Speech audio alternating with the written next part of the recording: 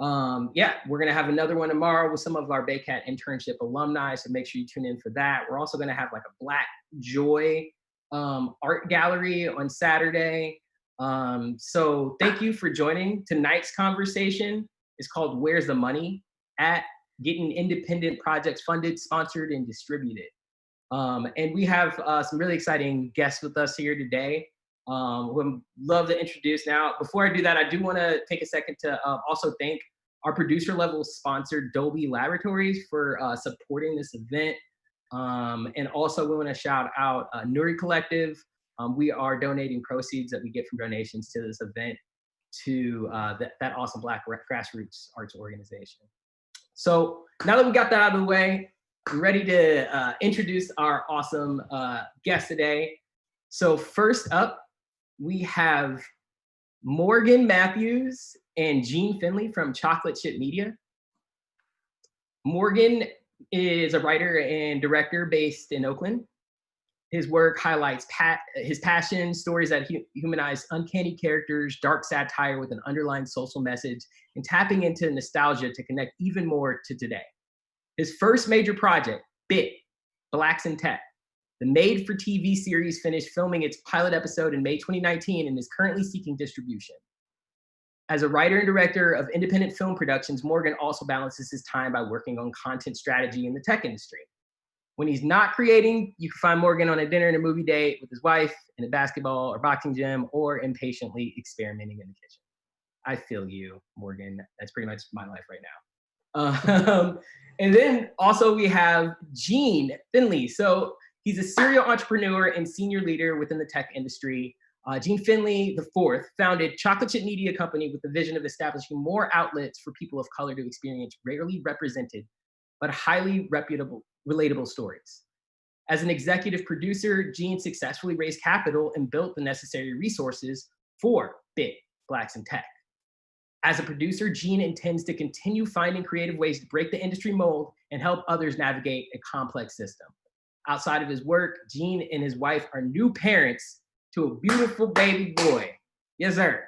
So I would love for y'all to introduce yourselves. Maybe Morgan, can we hear from you first? Can you give us a little bit of more detail about like Bit and about your experience as a filmmaker here in Oakland? Nah, for sure. Hello, everyone, and thanks again, Theo, for and Baycat for setting up this space for us to rap.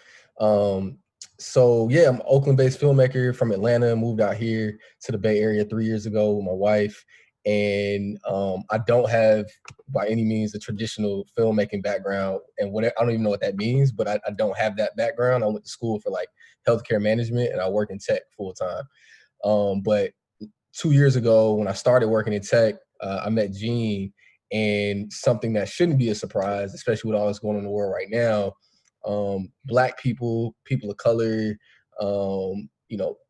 aren't necessarily thriving in a volume in these spaces, meaning like there's not a lot of us, right? And so Gene and I work together at a big tech company out here in Silicon Valley, and just like in a cafeteria one day, Gene pitched to me this idea of like seeing what we're experiencing on a day-to-day basis of like being the only Black person on like a floor, and we can count on 2 hands how many of us there are. He was like, yo, I got this idea to expand our experience into a television show. And first thing I said was like, yeah, that's cool, but like, how the hell, excuse my language, how are we gonna do that? Like that sounds crazy. But fast forward, after 2 years of putting in a lot of time, putting in a lot of effort, getting people to believe in us, but really believing in ourselves, we made it happen. And it's an exciting project. We're like Theo said, we're currently, seeking distribution, but we've been on like a screening tour across the country with some sponsors that we'll talk about a little bit later, I'm sure. Yeah, I'm just excited to be here with these other gentlemen, and I'm excited to share and learn because like I'm new to the space. I still consider myself very new, and I think learning is like the foundation of like thriving in this space, and so that's why we're here.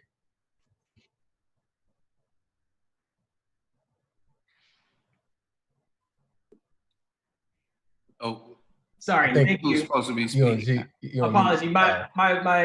my computer is on mute. Thank you, Morgan. Gene, can we hear from you? Yeah, sure. So long and short, I'm from Chicago, from the South Side. Moved here about 5 years ago. First passion is music. I love storytelling. Built stories with music first. Decided I wanted to move over to film. I'm a big thinker. I don't believe in ceilings. I don't believe in walls. Just go do it. So that concept came from a dream, inspired from a conversation I had with my nephew, and that's how we got the bid. And so I figured, like, being in the tech space, being able to leverage the relationships I've built over many years, is just being like this corporate kid, trying to climb the corporate ladder. Like, I would be able to raise capital. And so that proved to be true. I feel like we've got a really, really cool story, but most importantly, chasing our dreams and featuring people of color. So I'm excited. I'm honored to be on this panel with other creators, Boots and you, Kevin, and Morgan. Thanks for having me, Bay Cat and Theo. Thank you so much, Gene. So next, very excited to introduce Boots Riley. Boots Riley is a provocative and prolific poet, rapper, songwriter, producer, screenwriter, director, community organizer, and public speaker. He is a lead vocalist of The Coup and Street Sweeper Social Club. His directorial debut, the comedy fantasy sci-fi film Sorry to Bother You, premiered at the 2018 Sundance Film Festival. Fervently dedicated to social change, Riley was deeply involved with the Occupy Oakland movement and was one of the leaders of the activist group, the Young Comrades. He is the author of the critically acclaimed Tell Homeland Security We Are the Bomb. Ladies and gentlemen, Boots Riley. What's up? And now I'm realizing, y'all, Morgan and well, I met you. I'm not didn't recognize you with your home clothes on. You know, you're usually much more dressed up than that. So wow, that's all good, man. Yeah. So it's nice to have you on board, Boots. I guess, you know, for folks that don't know, I mean, can you tell us a little bit about Sorry to Bother You, and I guess being a filmmaker in Oakland? Yeah, well, I started out doing organizing and theater in high school. Went to film school at San Francisco State. Now this is like 89 through like 92 or something, and it, you know, film was a different thing before digital got better, before video got better. So making a film, that was like a dream, right? It was a lot of money to just make the Super 8 and Super 16 films that we were making. So I was doing music at the same time. We got a record deal while I was in school. I quit school, and we put out albums for 20-something years. And in my mind, when I got the record deal, you know, I was like, well, you know, I'm telling stories in my music, so it's kind of doing the same thing, and then maybe I can, you know, direct some videos or whatever.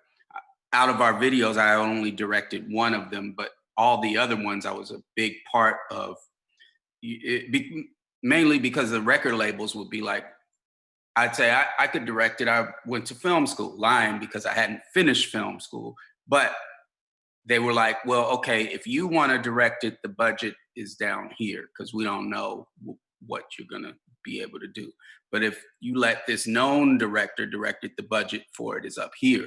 So wanting the video to be better, I would go for that. But with that, I would be often part of everything from treatment to storyboard to, because I knew Oakland, like being like, we should film here, and kind of figuring out, learning a little bit about shots and lenses and stuff like that through that. And then also just camping out with the directors in the editing room. So I just got used to doing those sorts of things. And then at some point I kept talking about, well, I'm going to write a movie. I'm going to write a movie. And, you know, one day I was just in the hotel room. We were on tour, and it was just in a creative point where I wasn't really feeling what I was doing. And I was like, I got to do something just to create it and just to try to make it happen. So I downloaded Final Draft and started typing. And the cool thing about Final Draft is you start typing it, and a few lines down, you're like, I'm writing a script. You know, like you're not like pushing it into the edit, you know, like it looks like a script. And so I got hyped and I started telling everybody, I'm writing this script. I'm writing this script. Meanwhile, I only had like 3 or 4 pages or whatever, something like that. But then you start saying it enough and you better be doing it. And so I kept writing it, and I get like 20 pages and I'd show people and get like notes and stuff like that, and got back to it. Now, I finally finished it and I was like, how do I do this? And I knew that, you know, from doing music, I knew people. And I thought that that would be the thing. I thought that you know, you like my music, let me get, you know, because the people in Hollywood, I felt like the people in Hollywood that didn't know me, their assistants knew me, right? And so I was like, I could get it to people.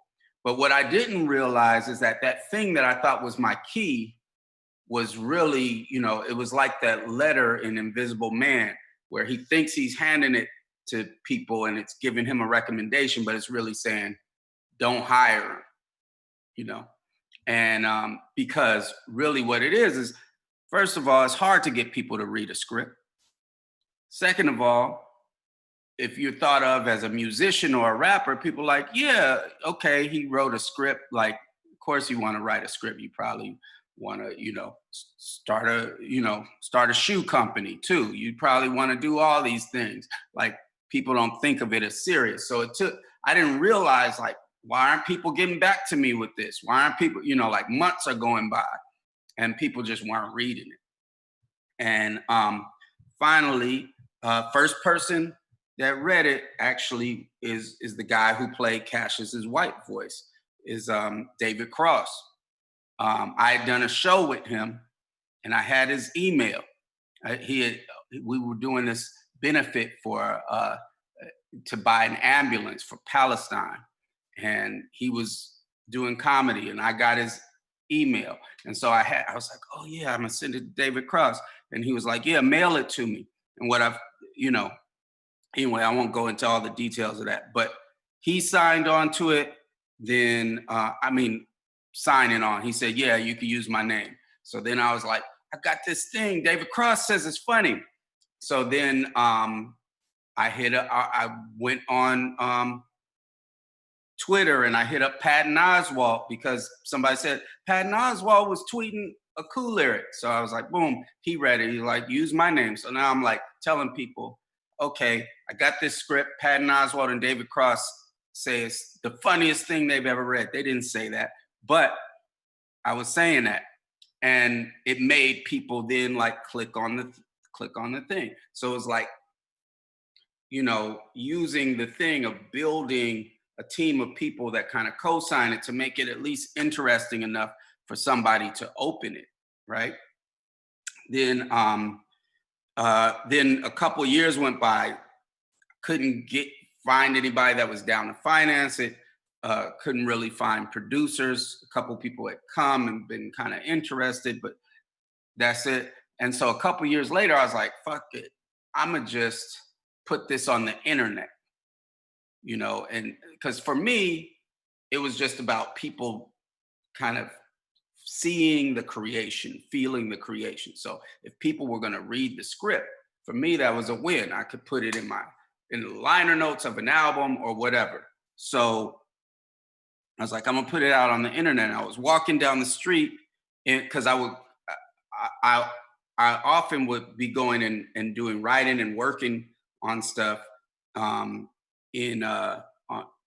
Mission on Valencia.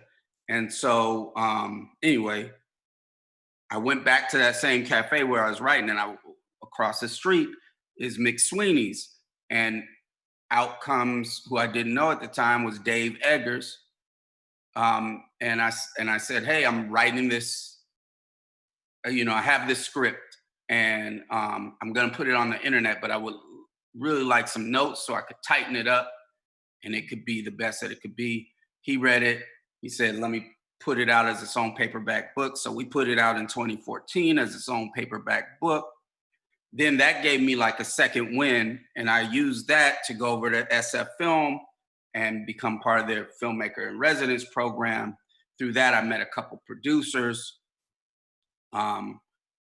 actually 3 producers, and 2 of them had films in Sundance before, and so we submitted it to the Sundance Writers Lab. I got into that. Now all of this stuff is just adding, like, for me, like, legitimacy. This is serious. I'm gonna make this movie, like, because it's one thing when it's like a possibility that it could be made. You approach people, like, if you get involved, it can get made. Then just how things work. Like, oh, nobody else wants it. Do I want it?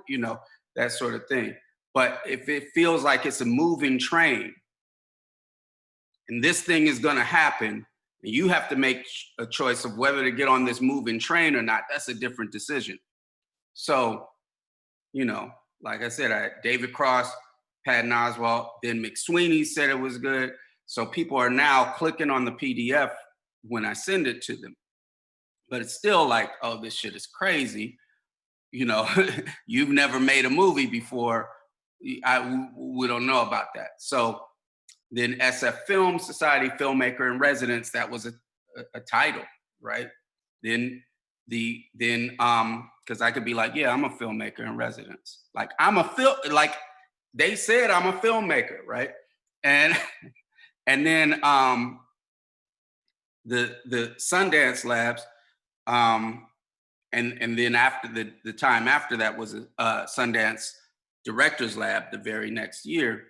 So the Sundance Labs gives you this authenticity that, whoa, this is some cutting edge shit that, there's something happening here. And there's this myth that if you get into the labs, then, then when you make your film, it'll get into the festival. And it's only a myth. That's not true. But I sure did let investors marinate in that myth and feel good about that. I want to, I'm sorry, I want to, because I do want to dive more into specifically the investors conversation. Yeah. But before we do that, thank you. First off, this is riveting. But I do want to take a second to introduce Kevin. Okay. And then we can circle back because I have so many more questions. Yeah. So next, Kevin Wilson Jr. is an Oscar-nominated and Student Academy Award-winning filmmaker based in New York. So appreciate you being on the East Coast right now and staying up late for us. His first works as a filmmaker came shortly after directing a sold-out play as an undergraduate student in North Carolina. Since that time, his short films have screened at film festivals all over the world, including the 55th New York Film Festival, Telluride Film Festival, Cleveland International Film Festival, Hollywood Shorts Film Festival, where he won Best Director. In 2017, he won the gold medal at the 44th Student Academy Awards for his short film, My Nephew Emmett, a 20-minute short film based on the true story of the 1955 murder of Emmett Till. Months later, My Nephew Emmett was nominated for an Oscar for Best Live Action Short Film at the 90th Academy Awards. My Nephew Emmett also won Wilson a Directors Guild of American Student Film Award and a BAFTA Student Film Award. Having just received his MFA in film production in New York's Tisch School of the Arts, he is in development for his debut feature film. So I'd love to introduce to our audience on YouTube, Kevin Wilson. Kevin, can you say a couple words, introduce yourself for our audience? Thank you. Thank you for having me, man. So I'm from North Carolina originally. Grew up born and raised in Durham, North Carolina. And when I was in high school, I went to a predominantly Black high school called Hillside. And at Hillside, they have a really strong performing arts department. And I was part of the theater department as an actor. So for many years, I just thought that I was going to be an actor and I was going to go to college for theater and then go audition in Hollywood and so on and so forth. But while I was at Hillside, my mentor there, his name is Wendell Tabb, and he still teaches there. It's his 32nd year he's there now. He makes all the students write scripts. And so as a requirement in the program, you have to write 12 scripts before you can pass the class. And so when I went to college at North Carolina A&T, I already had a working knowledge of how to write scripts and screenplays and how to format them and so on and so forth. But I still was really focused on being an actor. So I auditioned for a couple of plays at North Carolina A&T, and I did 2 plays, Medea by Euripides and a soldier's play. And when it was time to go out for the third one, because I was not a theater major, I was a journalism major. They told me that I wouldn't be able to audition for any more of the shows unless I changed my major to theater. And instead of doing that, because I really loved what I was doing, I loved the curriculum in the journalism department, I decided to write my own play. And the good thing about going to an HBCU is that they really supportive of their students, and it didn't matter that I was not a part of any organization or anything like that. I just went to the vice chancellor for student affairs and told them that I wanted to direct this play about the story of Emmett Till, and he gave me $10,000 to produce the play on campus. And when I did that, it was April 19, 2009 when that happened, and we sold out the theater. And it was really the first time that I realized that my calling was as a writer and a director. And I shifted my focus from that point on. And that summer, I stayed in Greensboro and went to summer school and watched Do the Right Thing by Spike Lee every day for the entire summer and started reading books. And I realized that, all right, so this guy is really speaking through his craft. And I wanted to figure out how I could do it like that. And I realized that he went to NYU for grad film school. So that's where I decided where I wanted to go. I wanted to go to NYU. I didn't get in when I applied. The first time I got rejected, but moved to New York anyway, just to try to make things, happen for myself. I started working at a bookstore in Queens, and I lived in Jamaica, Queens, which is where my mother was from. And commuted 2.5 hours to Connecticut to intern at NBC. And then after some years, man, I really got tired of the hustle without any kind of what I felt was the result that I was looking for. So I just started making short films around New York with my friends. I have friends that would come down from Boston, I have friends that would come up from North Carolina, and we would just make short films with a little bit of money that we had. And then eventually I used one of those short films to reapply to NYU. I didn't get in again. I was waitlisted, but then also got into Howard's graduate film school. And so what I ended up telling them at NYU was that, look, I know that I've been trying to come here for some years now. I know I'm on the wait list, but I'm going to Howard. And so just take me off the list. And then like the next hour, they called back and was like, all right, we'll let you in. So that was kind of like forcing my way into the school. And it didn't happen in any kind of conventional way by any means. But while I was there, I made my short film, and the DP of that film is Laura Valadeo. And Laura is actually from the Bay Area, and she's involved with Baycat. And so that is my connection to Baycat. She really is responsible for the look of the film, and just, we really spent a lot of time putting together the not just the look of the film, but like the intention behind everything that we were doing, the intention behind every frame that we put on the screen. And it was a really kind of riveting experience. We were down on a location scout. We were kind of touring all the areas that Emmett Till had been when he whistled at Carolyn Bryant, and then when he was murdered, and when his body was dumped and pulled out of the river. And there was like a site marker there that was supposed to indicate where his body was found. And Laura and I found that site marker had been shot up and had been riddled with bullet holes. And so we took a photo of it and sent it in to these news organizations and so on and so forth. And we started to realize, like, this isn't the first time that it happened, and they rebuilt, they took the sign down and put it back up, and then as recently as like last year or 2 years ago, it happened again. So just people are still people still have very very, very sad attitudes toward that legacy, so the legacy of Emmett Till and his story, down not just in Mississippi, but all over the South, and it was manifested in what we saw there physically. But the film, opened up the door for me to do a lot of things, in my career, and so yeah, I'm really fired up and happy to talk to you all about, how we got it out and how we got it seen. Awesome. Thank you so much, Kevin. That's really exciting. I'm a little butthurt that you decided to go to NYU after getting accepted to Howard's MFA program. We could have been classmates, but it's all good. It's all good. You're doing big things anyways. And like what you're talking about,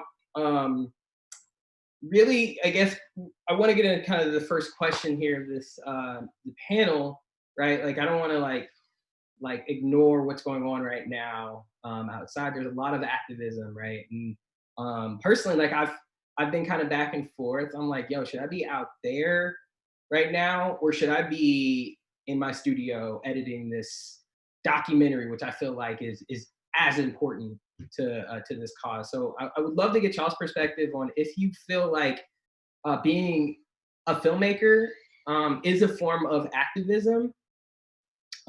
If so, like maybe how your stories, Bit or My Nephew Emmett or Sorry to Bother You, like how those stories play into or like support your activism.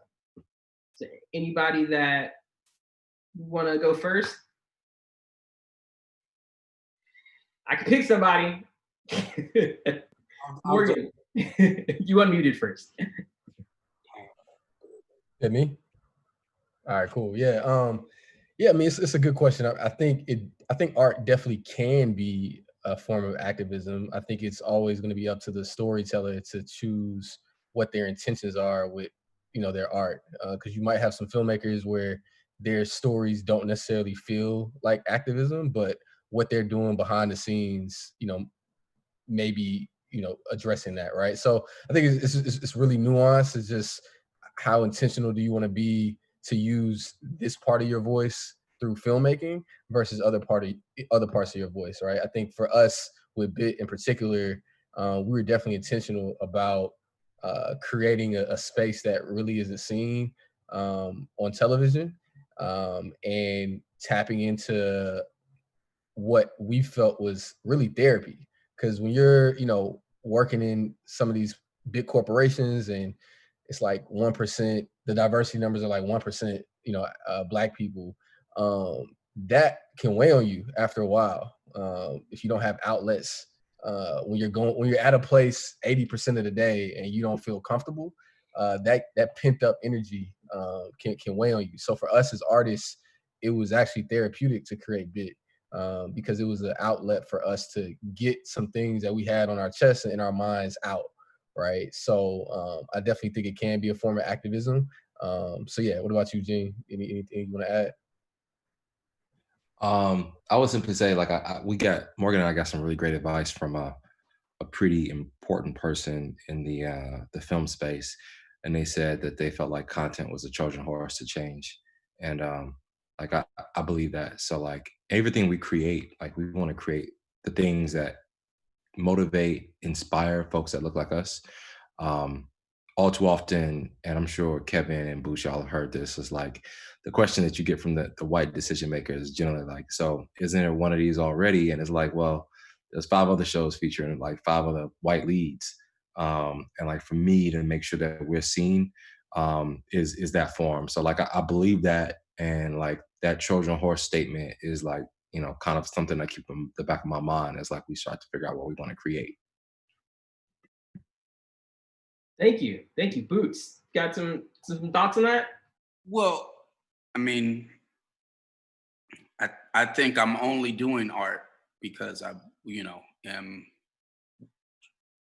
because I'm trying to use it to help organizers build movements, right? To give some tools for that, and I try to make stuff that, and it doesn't mean I'm always successful at it, but in my mind, there's two levels of it. One that's personal experience, and two, looking at that personal experience that's going into the art from an angle of, well, what does that mean in the world, right? I'm not just making songs or films about stubbing my toe or something like that, right?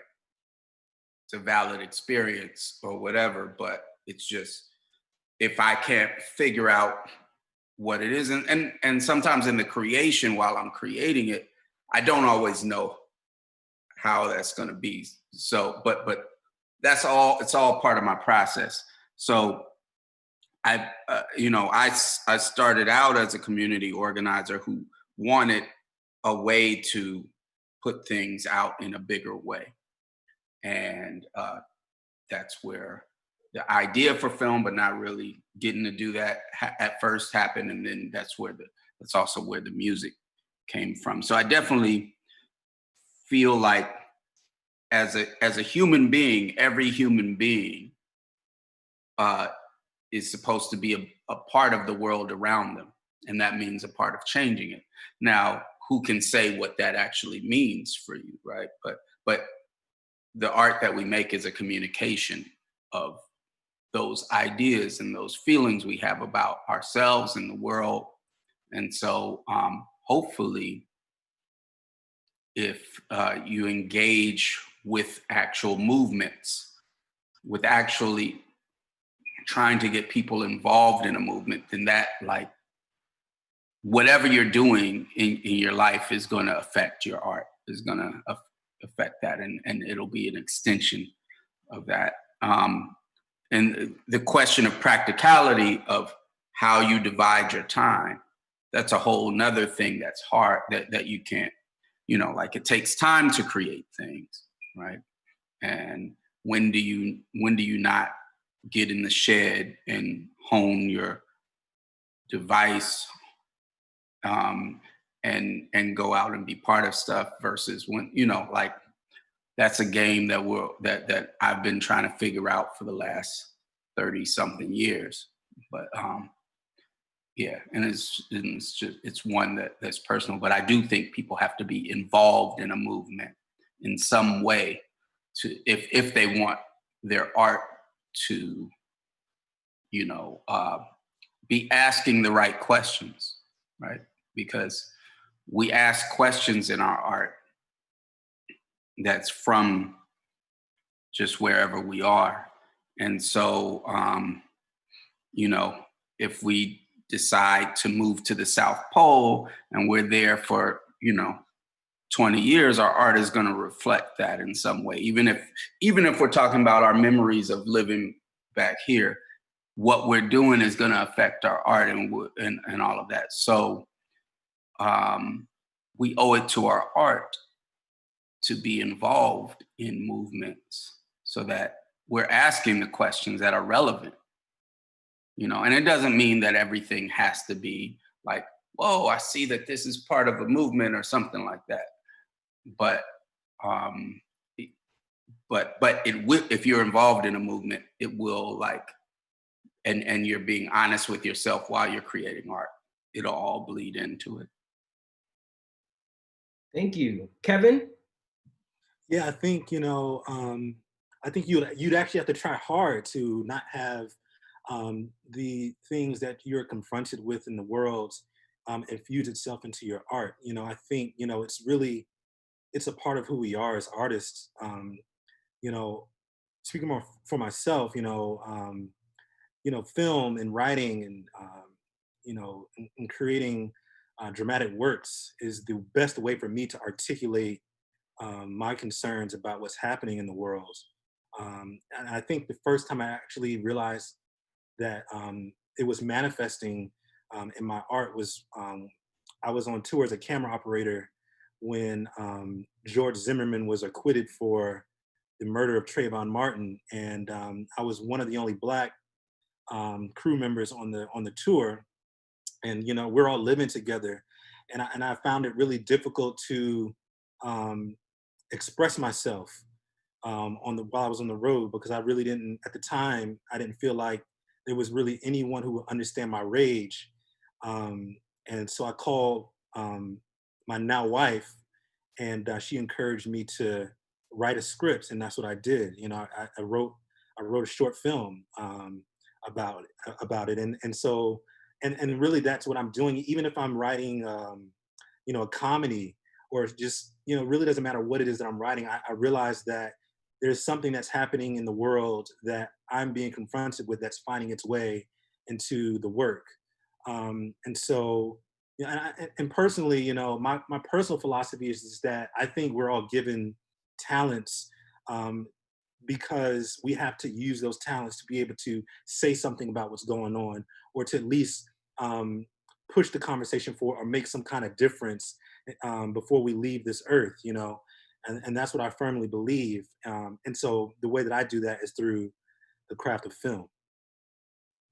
Yeah. Can I add something on there? That I think also being part of a movement that has campaigns with materially winnable goals, I think in my experience, it changes my art when I'm involved in those things, because there's a way to talk about all this stuff that's just says the world is fucked up and I'm exposing this. And that's necessary. But sometimes we hear all of that and then we're like, okay, the world is fucked up. Let me just curl up under my desk or whatever. But I think there's something to be said for trying to make art with some optimism that there is a way to change things. And I think that for me, that doesn't just come from the decision. It is a decision I'm making, but how real that is in my art has to do with my proximity or engagement with campaigns and movements. No, thank you. I thank you all for sharing that. And I mean, I see that definitely. And following all of you on social media and doing my research, I see that that these projects aren't just like out there to just be like, look what I did, but I see them being tied to something greater. Like Boots, I definitely see you quite regularly posting about like different cities and different organizations where the labor forces are unionizing, and it's really good to, like, after seeing your film and understanding like that's kind of a message that you're trying to put across there, for you to not just be like, all right, I'm done with that film now, but to still be kind of active and also be kind of a thought leader and sharing what's going on. So thank you for that. And I want to now shift. I say the same shit. So if it was a song or a tap dance or whatever, it's gonna be all the same shit. All right. So now I want to shift a little bit now to the money portion of the convo. I guess I would just love to understand what, like y'all all shot some extremely impressive projects visually, and I just want to understand where did the money come from? Like, what was the maybe best fundraising strategy, or the most effective fundraising strategies you were able to execute that allowed you to be able to get into principal photography on your projects? Maybe we could switch up the order. I'd love to hear from Kevin first. Great. So yeah, I mean, like kind of like what I said earlier, I was really active in the theater community in Durham and all across North Carolina before I moved to New York. And so when I was at A&T, I did a play about Emmett Till.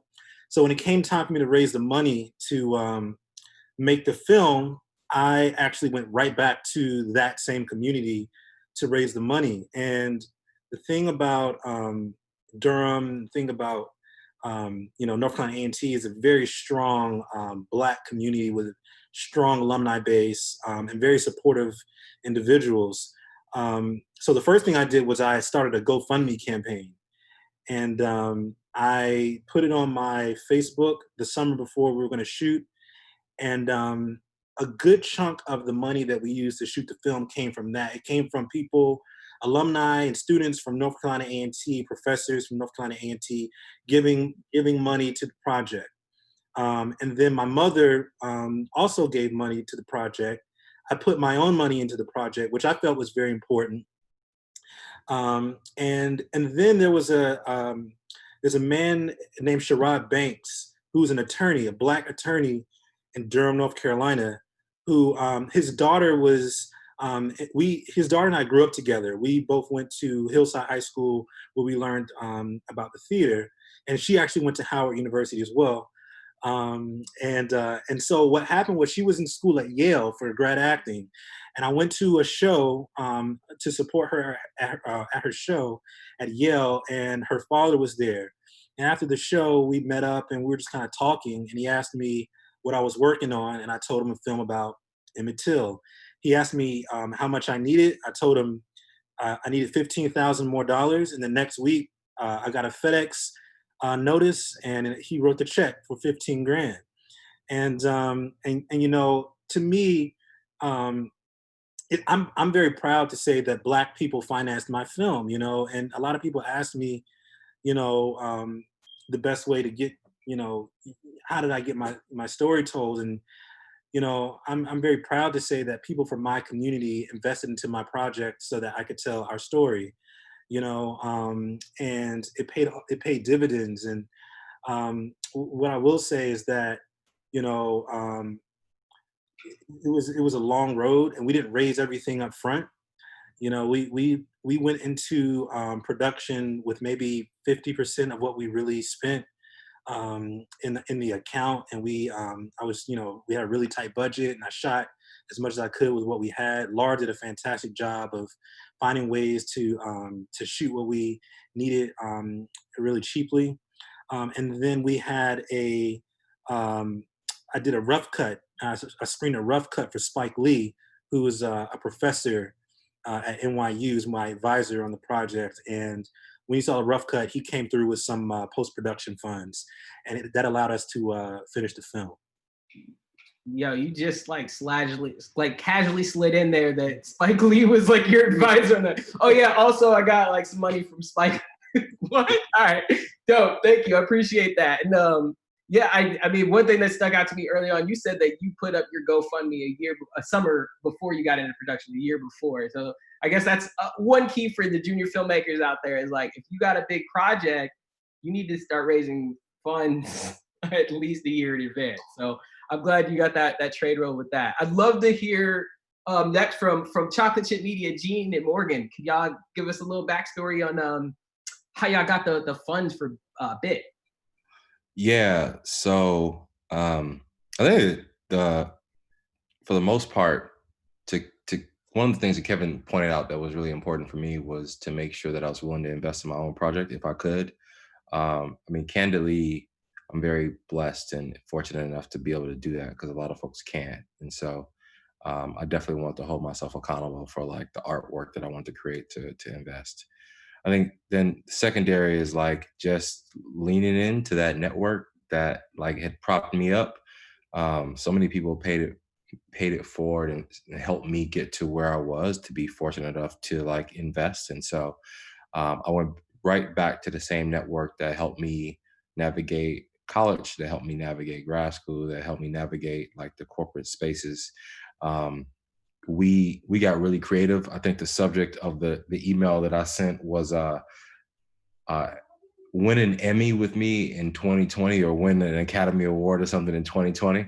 And I was like, I'm dead set on that shit still. Like, so I expect to win that shit. But like the people that know me are like, yeah, Gene would probably put that in the subject line. And like them understanding how passionate I was about the project was, I really think, really important because I think the storytelling, the way we framed it. And so, I mean, one, having a writer, having a director, having folks that look like me, people really supported and got behind. I think too, having the right content to share, right? So like, I mean, we didn't have anything super fancy. I haven't gone to school for film. I certainly didn't have Spike as an advisor. So shout out to you, Kevin. But I just did a lot of reading. We worked really hard. So like trying to figure out like what were the things that people would be interested in. So I mean, our secret sauce was like our network. Our secret sauce was like investing in ourselves. Our secret sauce was like looking for ways to pay it for others and create opportunities. So we worked with a Bay Area production team. And quite frankly, we cut corners. We got scrappy. We kind of took a tech mindset to making film, which is interesting because that's probably one of the biggest learnings that we've had through the entire thing. Is just like film and tech don't necessarily mix at all. We just do things a little bit different in tech space, but like in both spaces, you can learn and grow. And we were growing as filmmakers at the time, but like that tech and kind of scrappy DNA helped us. So like understanding how to cut corners, solve problems, be creative in post, and throughout production was key to our success, but then also very important for how we raise money. I'll just share one quick thing. So so people understand like the dynamic between Gene and myself. So Gene was the executive producer on Bit. I was the co-writer and director. So a lot of his responsibility was like, you know, the raising the funds and making sure stuff got across the finish line. I did tap into a smaller network of like family, like my mom and my sister who, you know, contributed some funds in my own funds.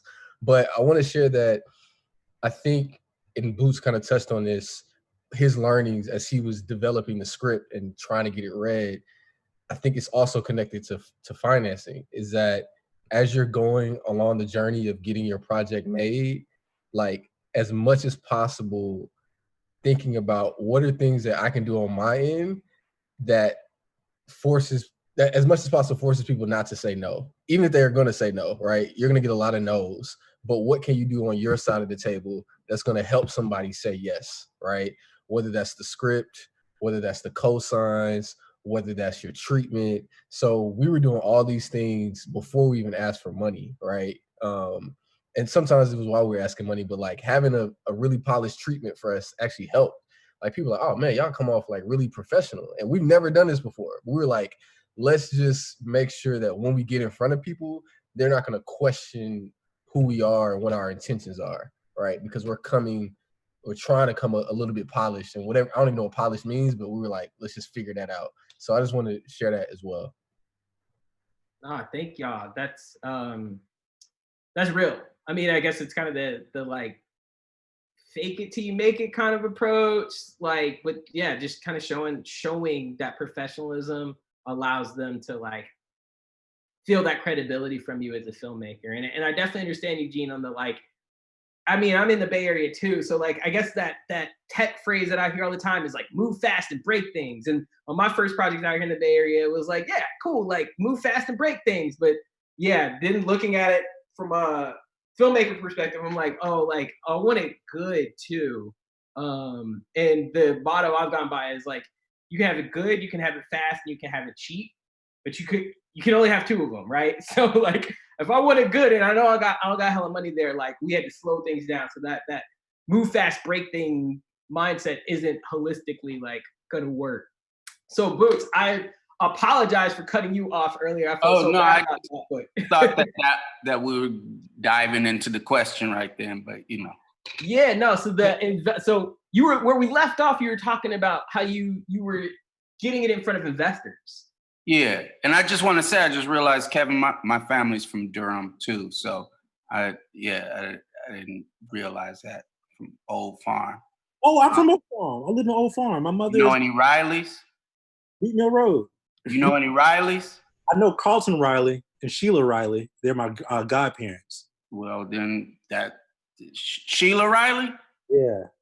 Okay, yeah. Then they're related to. Then that's Sheila. Yeah. Oh, wow. What's up if they're watching? So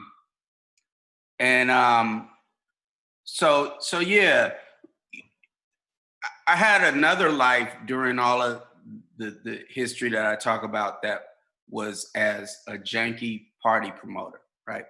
And, you know, while I was at San Francisco State, and at the same time, while I also was, you know, an organizer, people have contradictions, right? Because we would throw these parties where you had to have a dress, you had to be wearing a certain thing to get in. Why? Because that's the only, because you were going to get a certain crowd that will pay money if there was a dress code, right? Anyway, this is a long way around this thing, but we figured out a calculation that, like, how do we get people to our parties? And we figured out this thing that always worked. Like, look, first, you got to pass out 10 times the amount of people that you want to come to your party. You got to pass out 10 times the amount of flyers, right? Plus, for those people to come, they have to first get the flyer. Second, hear about it from a girl, whether they or a woman, because at that age it was girls and boys, but whether they were male or female, they needed to hear about it from a girl. And they also needed to hear it on the radio. They're coming. If it's Friday night, blah, blah, blah, they're coming at that point. So all of that stuff, all my life, I kind of have used that. The idea is nobody wants to be first to the party. And because they think maybe I don't really know what's a good party, but everybody else does. And I want to be part of something, right? So, and that's the same thing in political organizing, all of that stuff. It all feeds into that. People don't, not that exact thing, but it has to be triangulated where people feel like it's a thing. And so starting with the idea that first you have to have a good script. First, for me, like, you could do a pitch document or something like that, an outline. But I think if you're trying to get investment and you've never done one before, and especially if it's a feature, people want to see what can you write? You know what I'm saying? You can't just be like, this is a good idea with blah, blah, blah. So an actual script, and then all of that stuff that I was talking about, all these people, that's part of the triangulation. People like, well, people think it's good, this or that. There was a period after the Sundance Writers Lab where a friend of mine, Nato Green, comedian from in the Bay Area, he was like, man, I was just at Moshe Kasher's wedding and Jordan Peele was there. And so I was like, give me Moshe's number. And I was like, Moshe, first of all, congratulations. Second of all, I got this script. And if you like it, I really need you to get it to Jordan Peele. And was he gonna read it? He knows me as a musician. Normally, no. Like, nobody wants to read a script in the first place. And they definitely don't want to read a musician's script. Even if they're a fan, I don't care. Usually, it's going to be some anyway. So, but I was able to say, went through the Sundance Writers Lab, Filmmaker in residence, all that kind of stuff. Jordan Peele hit me back a few days later, said, I want to play the lead. So now, and we all know he didn't end up playing the lead, but now, so that went around, and then people are like, this is something, there's a buzz, there's something. I went to the director's lab with that, there was a buzz. He ended up directing Get Out and saying, I don't want to act anymore. But he was like, I'm gonna be a friend to the production. Because I was like, I was about to cry at that point, because like all of a sudden we had all this money buzzing around us, people like, oh, you're doing this. And even that was a little bit, anyway, yeah. So he got in touch with Donald Glover. Donald Glover was like, yeah, I want to play the lead. So now all this is happening. He's like, but I might get this Star Wars job and we don't know what's going to happen. And the day he got the job officially, he called me up. 10 minutes later, Lakeith's manager hit me up, was like called me. He must have been in the room hearing Donald have the conversation or something, and called me and said, you really need to think about Lakeith. You really need to. And at the time, Lakeith had been in short-term 12, and there had only been like 2 episodes of Atlanta out, maybe 1. And he I knew him as a high schooler, you know, like, so I was like, no, this dude, you know, needs to be. But so I had a meeting with him, and I was worried because all the investors that were around, they were hyped off of these names. But by then, because it seemed cool, I think, you know, because all this buzz was about it, they were like, no, you can, you know, get the actor you want to get. And so we got Lakeith. But even then, when you're financing things, especially when people are putting a lot of money into it, that money could go away like a day before production. You never know what's going to happen and all of that. And so luckily for us, we were in pre-production because we had a long pre-production with that same thing that you were talking about. We were in pre-production and Get Out came out. And so then that kind of solidified everything. Like, okay, people can do these things. And then of course, Atlanta was getting more popular by then. So, you know, because you're always worried about that. And so the budget that we went into it with was $2.7 million. And most of that money, so Nina Yang Bon Jovi, who produced Fruitvale Station, and Roxanne, Dope, a few other ones. She really just said, well, I believe in you as a filmmaker and let's do this. And she wrangled in Macro, and Macro is like the cool kids. So once they're in, people are like, okay, this is something. So it's 2.7 million, which everybody was still like shaky about that. Like, what is he gonna do? You know, everybody, all the producers are there, you know, with that brought the money in are there every day, like looking at the monitors like, oh shit, you know.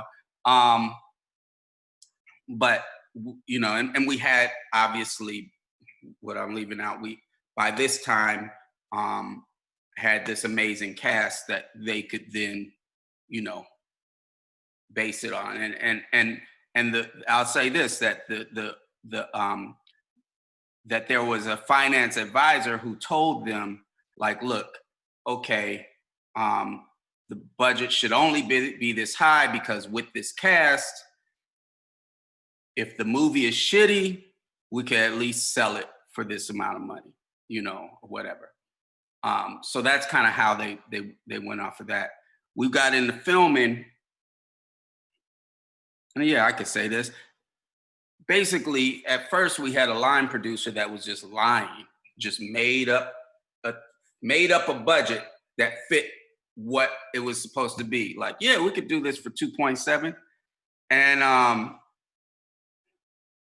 and so we're in the middle of filming, and at one point I'm hearing so luckily my AD was also a producer, and he was kind of like going around like, wait, how much is this costing? That doesn't make sense. How much is this costing? That doesn't make sense. And then one day I heard him like just yelling at the line producers, being like, I don't think you know what you're doing. I don't think any of this is real, right? And so at this point, I'm like, okay, people are sinking 2.7 and somebody's gonna figure this out. I gotta go shoot this scene. I got to make sure, and I just had to like, the closest thing to religion I'm going to get is like, okay, I believe that the people with the money are going to try to protect their money or whatever, right? And so we're shooting, and then there was an intern on the set who was interning for one of the producers who happened to have just graduated UC Berkeley with an accounting degree. And he was like, I'll look over it. And he was like, you need $1 million more. And you're gonna run out of money next week. And, again, I'm like, somebody's got it. Like we got all this good shooting, and it's not like it doesn't happen. Like you can start shooting a movie halfway through and everybody pulls out. But I just was like, this is happening. We got all this good stuff going on. We got this great cast. Somebody's gonna figure it out. Luckily, what I didn't know until later, the part that they did keep from me is that then they had to go around and figure out how to get the money in. One of the producers rounded up most of the rest of the money. And so if you don't make payroll by a certain time, we had a union shoot. So if you don't make payroll by a certain time, everybody walks. And in a big production, they can handle that. Like everybody walks, you lose a day, and you come back another time. But when you lose a day, you lose like $100,000. So if that happened, there was no coming back from it for us. But 5 minutes before the deadline to make payroll, the money came in. Oh my God. Sorry to bother you, almost didn't happen. Oh my God. Wow. This is an amazing story. And I haven't done my job completely as a moderator because I've just been so entranced. I just looked up, it's 8:30, y'all. And I got through 2 of the 30 questions that I had on my interview sheet.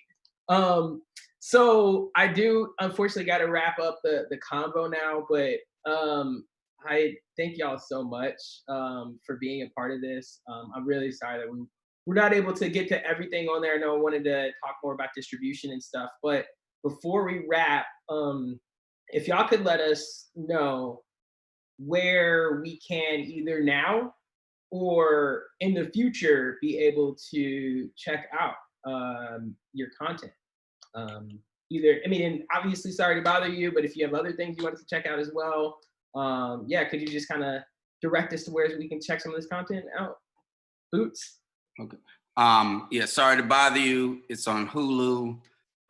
It's on Amazon Prime. If you're watching this in another country, it's on Netflix.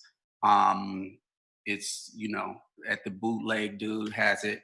And let's see, on Monday, I'll be doing an announcement about something new.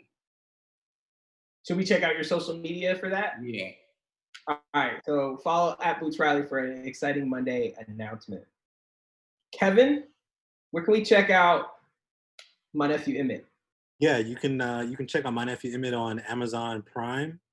But honestly, those who are watching, if you just get my contact info, I'll email you a private link, because I just want you, if you can't afford it, I just want to send it to you, because I think it's a pretty important story, especially given the times. And then they haven't announced it yet, so I can't really say what it is. But my new project is coming Netflix, hopefully this winter. And can't really talk about what it is yet until they announce, but we shot that back in January and February. So pretty excited about that. And you can keep up with me on Instagram at Directed by Kevin. Directed by Kevin. Awesome. And then Morgan and Jean. Yeah, thanks. One, this is super dope. Boots, I need to get the rest of that story. I felt like there was more. And then Kevin, congrats. Good looking out on all the work. So one, Bit is in the process of being shopped, so we're not necessarily sharing it. But you can follow us at This Is Bit, THIS is Bit on Instagram. And then you can just follow us at Chocolate Chip Media. Check out the chocolatechipmedia.com website. We got some stuff that's early stage. Pre-COVID, we were in pre-production. That clearly, well, slowed things down just a bit. So we'll see what happens in picking things up, but we're looking to shoot our first feature in 2021. So super excited about that. Well, awesome. Thank you all again for your time. And to all of our audience and folks that are watching this, please stay tuned for tomorrow. We're going to be speaking with our intern alumni from BayCat that are doing dope things. We have them working we have one working with Avery DuVernay now. We have another one that's working at Goodby, Silverstein and Partners. They're just all over the place. And, you know, obviously check out baycat.org. Thank y'all for doing the stuff that you do for the community. I've been hearing about it for many years, and glad to be part of this because of that. Thank all of y'all. I mean, I feel like it's an exciting time because there's just so much content. Like, I think it's easier for us to get funding as an organization whenever there are already artists of color out there doing it and doing it at a high quality.